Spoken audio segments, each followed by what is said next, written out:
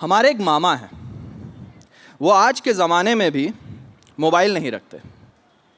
इनका नाम है छोटे मामा। इनके एक बड़े भाई हैं, उनका नाम है बड़े मामा।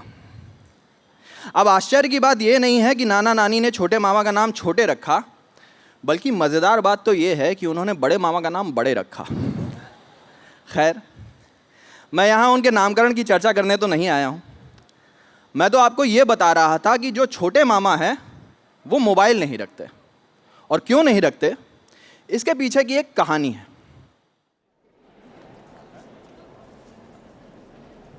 ये सूचना क्रांति के शुरुआत के दौर की बात है।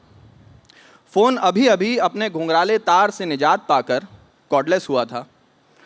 टेलीविज़न पर 24 घंटे समाचार सुनाने वाला चैनल आया था, और हम टीनेजर्स के लिए मनोरंजन का सबसे क्रांतिकारी साधन इंटरनेट इसी दौर में आया था। और ये सब चीज़ें आगे चलकर कितना उत्पात मचाने वाली हैं, इस बात से बेखबर हम टेक्नोलॉजी के मज़े ले रहे थे। इधर हम टेक्नोलॉजी के मज़े ले रहे थे, उधर टेक्नोलॉजी ने छोटे मामा के मज़े ले लिए। दरअसल छोटे मामा कानपुर की एक फैक्ट्री में बतौर स्टोर मैनेजर काम करते थे। फैक्ट्री जब नुकसान पे जाने लगी तो उसने कर्मचारियों की छटनी करना शुरू कर दिया। छोटे मामा को इस बिना पे निकाल दिया गया कि उन्हें कंप्यूटर चलाना नहीं आता। कुछ दिनों में वो फैक्ट्री भी बंद हो गई। मगर ये कोई नई बात नहीं थी।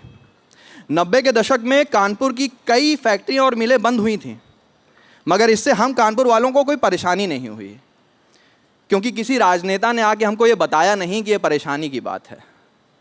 उस समय धर्म ने जीवन पर प्राथमिकता हासिल कर ली थी। तो नौकरी छूटने के बाद छोटे मामा भी धार्मिक कार्यों में लग गए। मोहल्ले का एक हनुमान मंदिर था, जहाँ पे वो जाके रोज़ सुबह शाम आरती कराते और सुंदरकांड का पाठ करते, और रात को इसी विश्वास के साथ सो जाते कि धर्म के रास्ते ही जीवन का उद्धार संभव है।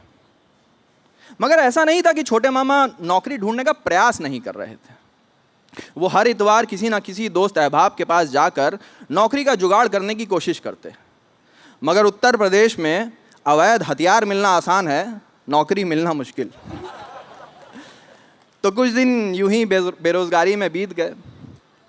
छोटे मामा की बचत कम होने लगी और उनकी हालत अब टाइट होने लगी। तो उन्होंने एक नई तरकीब निकाली। उन्होंने व्रत लिया कि हनुमान मंदिर में बिना कुछ खाए पिए पूरा दिन सीताराम का जाप करेंगे।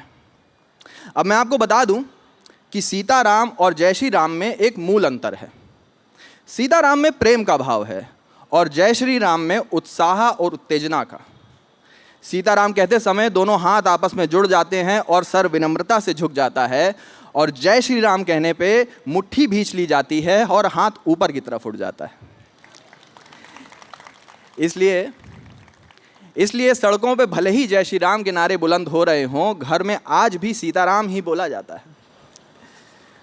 मामा का व्रत पूरा हुआ और शाम को जब पुजारी उन्हें भोग प्रसाद देने आया तो उन्होंने उसकी धोती में एक कैलकुलेटर नुमा यंत्र खुसा पाया। उन्होंने उससे पूछा कि काहे पंडित जी, ये धोती में कैलकुलेटर काहे खोसे पड़े हो? दान दक्षिणा ज़्यादा आने लगी है का? अरे नहीं छोटे भैया, हम काहे कैलकुलेटर खोसेंगे, मंदिरों के हिस्से का दान भी आजकल पार्टियां ले जा रही हैं। ये तो पेजर है, वो कल साड़ी वाले अग्रवाल साहब के यहाँ कथा बाँचने गए थे, वही दिए हैं। पेजर 20वीं सदी का एक मासूम सा आविष्कार था जो अपनी मासूमियत के कारण ही लुप्त हो गया। ये आज के आविष्कारों की तरह स्मार्ट नहीं था। छोटे मामा को जब पुजारी हाथ में पेजर दे रहा था तो उनको लगा कि मानो साक्षात हनुमान जी उनको संजीवनी बूटी दे रहे हों। कंप्यूटर का ज्ञान ना होने की वजह से नौकरी से निकाले गए छोटे मामा को पेजर में बिजनेस अपॉर्चुनिटी दिखने लगी। उन्होंने 1 महीना पूरी तरह से गहन रिसर्च की पेजर के ऊपर, जिसमें उन्होंने मेरी भी मदद ली, और पूरी रिसर्च के बाद वो इस नतीजे पे पहुँचे कि पेजर 20वीं सदी का सबसे महान आविष्कार है। सदियों से इंसान की ये प्रवृत्ति रही है कि जो भी चीज़ उसको समझ में नहीं आती वो उसको महान बना देता है। भगवान का आविष्कार भी ऐसे ही हुआ था।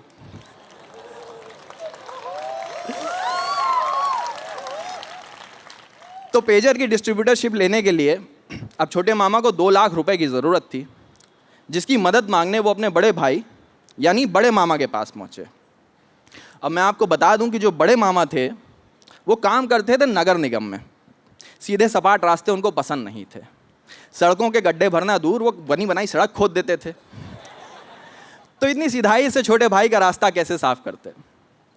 उन्होंने उसको समझाया कि देखो छोटंकू, तुम्हारी मदद करने को तो हम हमेशा तैयार हैं, मगर बुरे वक्त में भी नाते रिश्तेदारों को नहीं परखियो तो पता कैसे चली कि कौन कितने पानी में है। बड़े भाई से इस तरह पंचतंत्र की कहानियों वाला ज्ञान पाकर छोटे मामा निकल लिए रिश्तेदारों की परीक्षा लेने। कुछ से मदद मिली, कुछ से महज शुभकामनाएं। खैर जैसे तैसे करके पैसा इकट्ठा हुआ और छोटे मामा की पेजर की दुकान खुली। दुकान के उद्घाटन में मंदिर के पुजारी समेत सभी रिश्तेदारों को बुलाया गया और दुकान का उद्घाटन बड़े मामा की नगर निगम में रसूख के चलते दुकान का उद्घाटन जो था वो शहर के मेयर से कराया गया। अब उद्घाटन करने के बाद जब मेयर साहब चाय समोसा खा रहे थे तो उन्होंने बातों ही बातों में छोटे मामा से पूछ लिया, एक पंडित जी, आप केवल पेजर ही रखते हो कि मोबाइल फ़ोन भी रखते हो? जी, कौन सा फ़ोन? अरे मोबाइल फ़ोन नहीं जानते? ए दिखाओ इनको।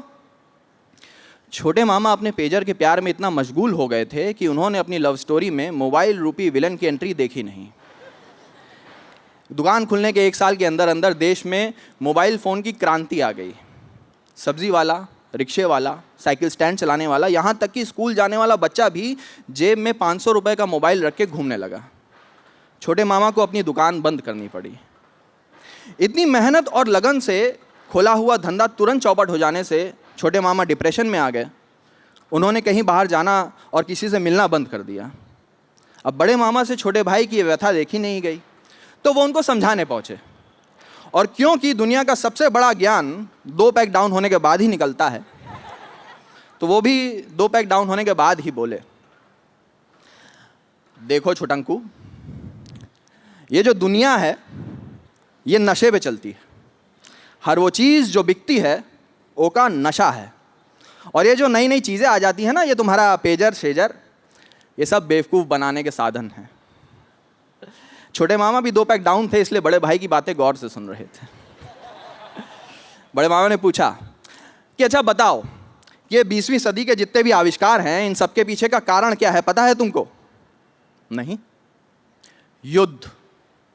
राइफल से लेकर मोटरसाइकिल तक सारे आविष्कार फौज के काम के लिए किए गए। नहीं तो बताओ इन आविष्कारों का पैसा कहाँ से आता? अब ये जो तुम्हारा पेजर है ये कौन से युद्ध में काम आ जाता? इसीलिए चौपट हो गया। अब एक नया आविष्कार आया है और दुनिया उसके पीछे पगलाई पड़ी है, क्योंकि ये जो दुनिया है ये नशे पे चलती है। छोटे मामा को अपने बड़े भाई में उस समय साक्षात कृष्ण दिख रहे थे और खुद में अर्जुन। और इस गीता के ज्ञान को पाकर वो डिप्रेशन से बाहर निकले और बड़े मामा की ही मदद से उन्होंने अब एक नया धंधा शुरू किया, अंग्रेज़ी शराब का ठेका। आज 20 साल हो गए हैं, उनके 4 शराब के ठेके हैं और 2 पेट्रोल पंप, मगर आज भी वो मोबाइल नहीं रखते।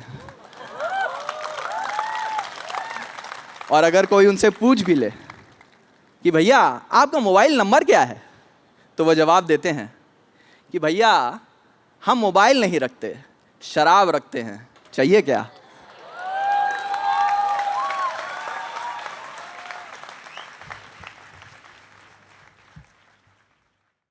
नमस्कार।